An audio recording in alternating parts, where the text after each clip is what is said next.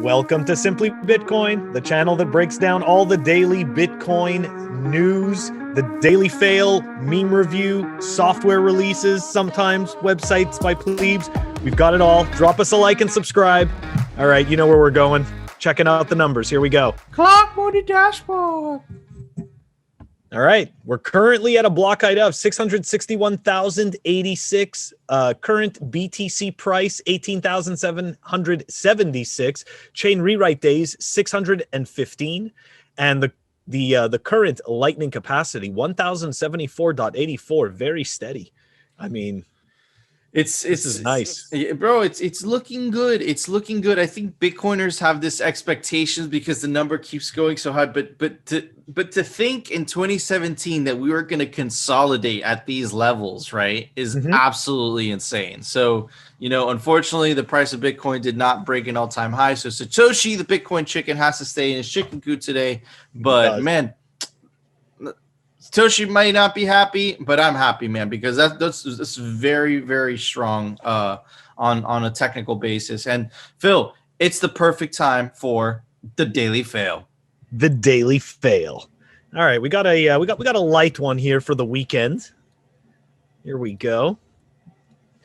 So Pete Rizzo, who is not our fail, posted this 10 years ago today. Satoshi made his final post to the Bitcoin Talk forum. The next day he logged off, never to return. And then there's always a shitcoiner that pops onto a thread and just says something totally cringe. I think Satoshi is still active in Twitter with the account of Joel Katz. Okay, so for the people who don't know who that is, he's the CT. Yeah.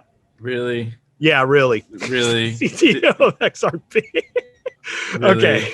So that's where that went. Okay. There's and I kid you not, I find it the funniest thing that they come on these Bitcoin threads and they go and try to show their shitcoin, and it's like, no, trust me, he's Satoshi is not Joel Katz. Okay, he wouldn't sit there and make a total garbage blockchain that is quote unquote going to be used by the banking system, and all they really do is dump more XRP bags, you know, on their bag holders, which I know is totally rough to the people who have been holding that shitcoin for a long time, waiting for the pump that'll never happen. But like, yeah, that's what they do. That's how they fund their company. And it's funny, right? Like, I've seen some brainwashed people sit there and say, well, how else are you going to run a company? That's exactly the point. It's not Bitcoin. It's just some company that made a token. And you're just helping them stay alive for what? That hold the majority of the supply. Never more value. They hold the majority of the supply, and they dump it onto people to fund operations. It's been admitted by the CEO himself. And you notice the problem with that? The CEO himself, right? But you know, the Ripple people will come to defend and be like, but it's decentralized because, you know, the majority of the validators are run by XRP.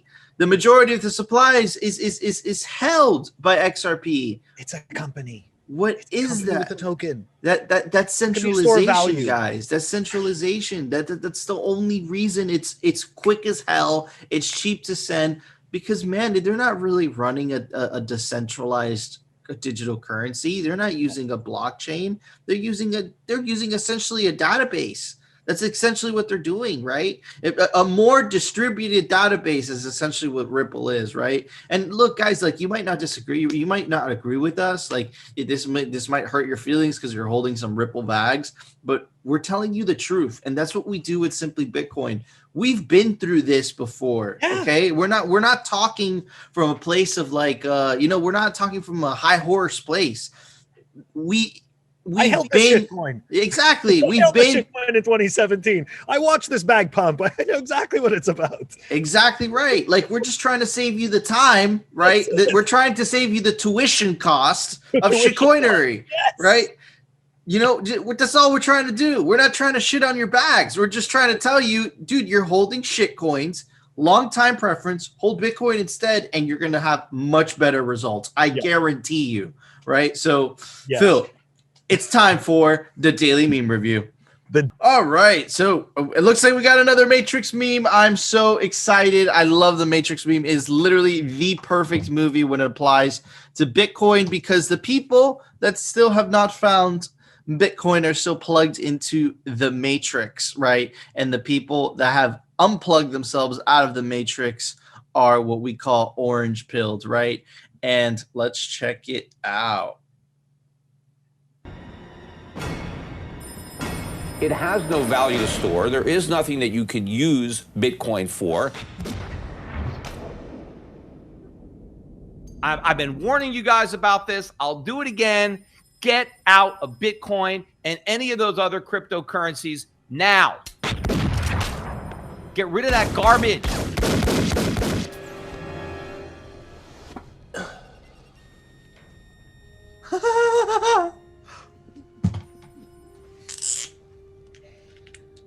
Bitcoin has no unique value at all. It's a delusion, basically. There's no value in the Bitcoin. It's not a store of value because there's no value to store. You can't be dead. You can't be.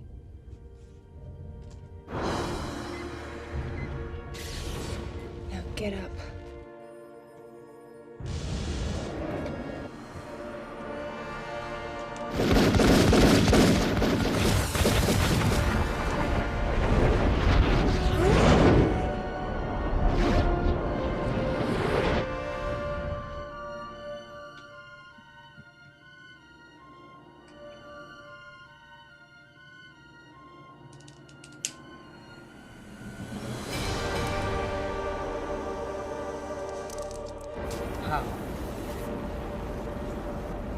He's the one.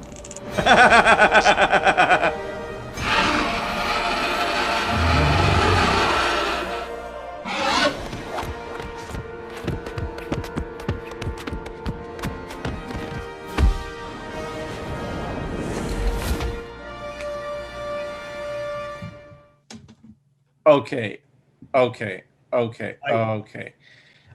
Phil, that was literally the best Bitcoin meme I have ever seen. I'm going to give it the highest score I've ever given any other meme. I'm going to give it a 12.5. That was absolutely insane. You broke the scale. Okay, well, I went with 10, solid 10. I kept on the scale and still gave it perfection. So why the 12.5? Because they went above and beyond. The other memes, they were more like memes. This was produced, right? He needed to put the faces on, on the Agent Smith, and he needed to put Peter, and Warren Buffett on the actual actors of the movie of The Matrix. And he did a really good job at it, right? So, and of course, the messaging is just like the other old Matrix meme, but just the mere fact that he added the faces so seamlessly, he added the audio of them saying these actual things themselves, right? It was just, for me, it was a home run. I'm gonna watch that like 10 times tonight. That was the best Bitcoin meme I have ever seen. What about you, Phil? I have to admit, I've watched it 3 times already, so it's definitely one of my favorites. So yeah, I mean, I gave it a perfect 10. I really liked that he brought in the dinosaurs, which you were actually, I think, looking down. So I don't know if you saw the dinosaurs, but it was great. There was the part with, where he obviously depicts them 3 as dinosaurs, which is, classic. And then I think what's really cool about these memes, right? The Matrix memes is specifically the scene where Neo stops the bullets from moving, and each one of those bullets is always used as a point against Bitcoin. So it's fantastic. You can really do this narrative compression where you can show 5 or 6 different messages in one scene. Like that's actually really, I think that's really powerful. And to your point about the production, you'll notice when he kicks Peter Schiff back, you'll notice the back of the head is actually, it looks like the back of would-be Peter Schiff's head. So yes, very well produced. It's so well produced that it just absolutely blew my mind. Yeah. Awesome. On that note, Phil, I think it's time for the Daily News, sponsored by Crypto Cloaks. All right, guys, it is Sunday. I mean, well, you guys are going to see this on Sunday. Well, for us, it's Saturday. There's really not that much news on the weekend usually. But we found some things to talk about today. And basically, Putin orders Russia's public officials to report crypto holdings. So on January 1st through June 30th, 2021, now, if you work in the Russian government, you have to officially announce all of your crypto/Bitcoin holdings to the ex-KGB man. So, I'll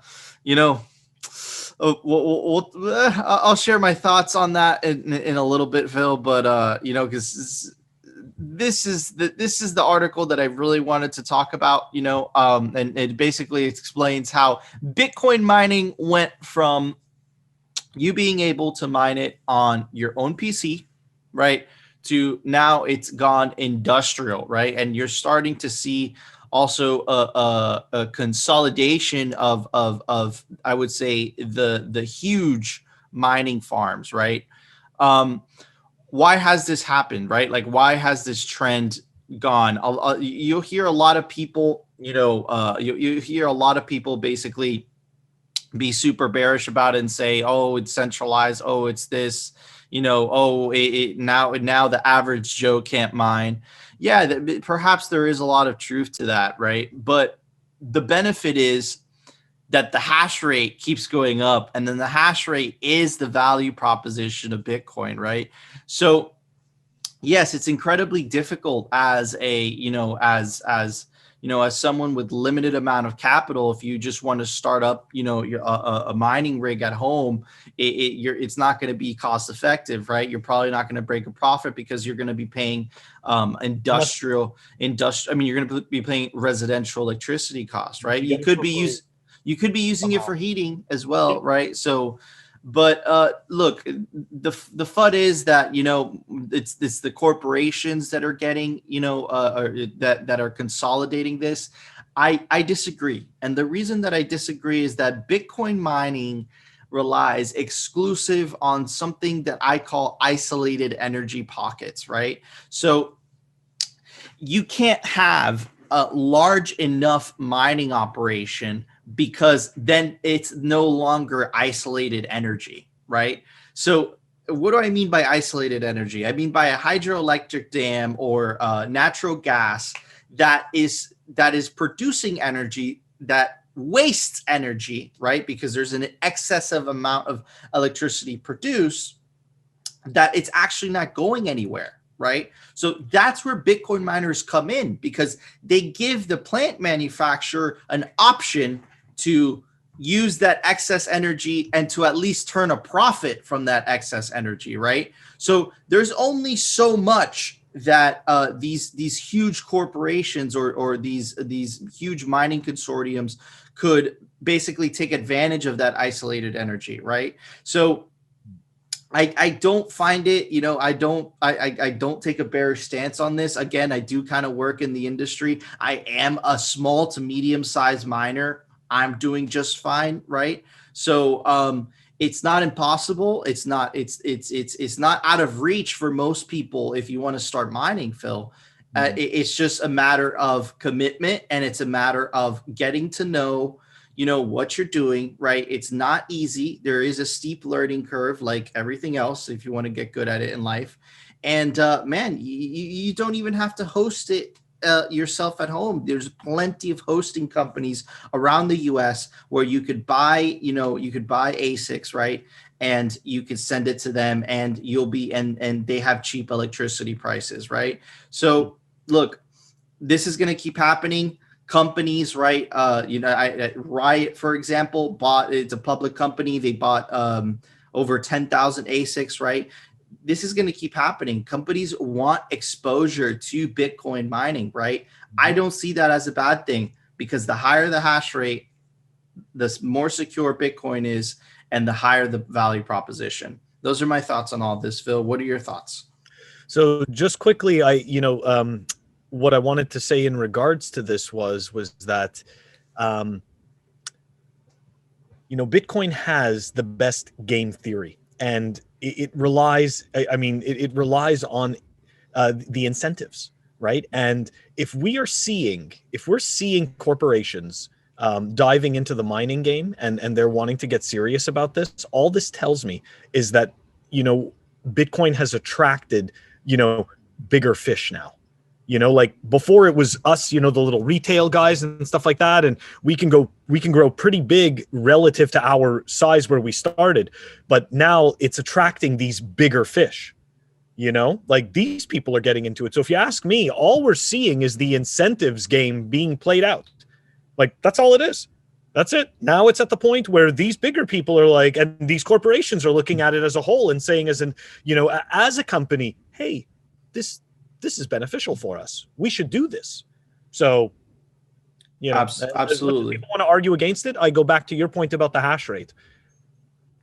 The higher the hash rate, the bigger the value proposition. And another thing I want to emphasize, guys, is that these corporations, they could pile on as much as they want.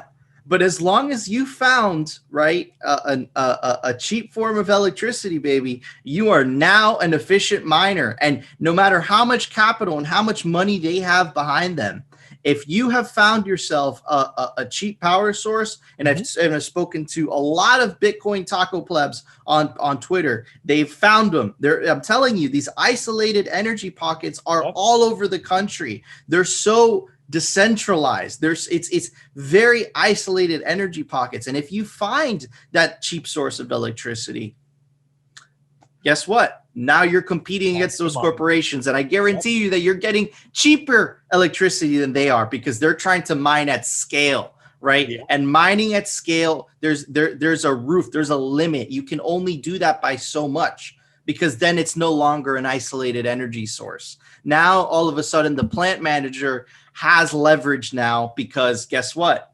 There's a lot of people in demand for his energy, right? Which raises the prices. Supply and demand 101.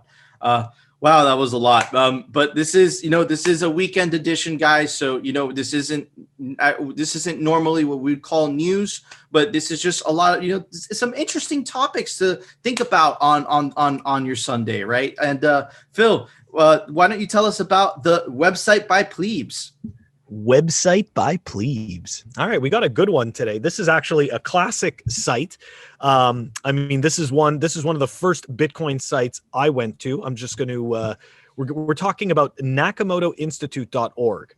Okay, and for the people who don't know what this website is, number one, it hosts the Bitcoin white paper. Number two, it also has all the emails and all of the correspondences of Satoshi. All in one centralized location, which is great.